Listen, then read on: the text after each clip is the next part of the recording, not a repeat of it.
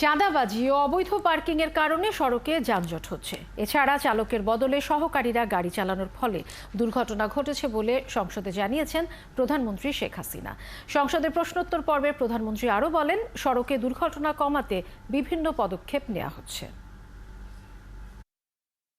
সড়ক মহাসড়কে সবসময়ের জন্য যানজট মুক্ত হয়, আর গাবতলী ওই এলাকাগুলি বিশেষ করে সেখানে গাড়ি রাখা পার্কিং করা, অথবা এখানে অনেক সময় এটা করা হয় যে অনেক বাস মালিকদের মধ্যে কম্পিটিশন দেখা দেয়, যাত্রী আগে কে তুলবে সেটা মাথায় রেখে হয়তো যানজট সৃষ্টি করা হয়।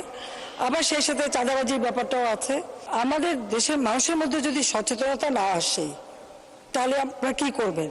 যেমন এখন হেল্পার যদি গাড়ি চালায় বা তার লাইসেন্স নাই, সে কখন যে কোন গাড়িতে যে বসে চালাতে শুরু করেছে এটা তো বোঝাই সমস্যা, অনেক সময় বোঝা যায় না। এবং এভাবে এরা গাড়ি চালাতে যেয়েই কিন্তু দুর্ঘটনা ঘটে, নিজেও মরে, যাত্রীদেরকেও মারে।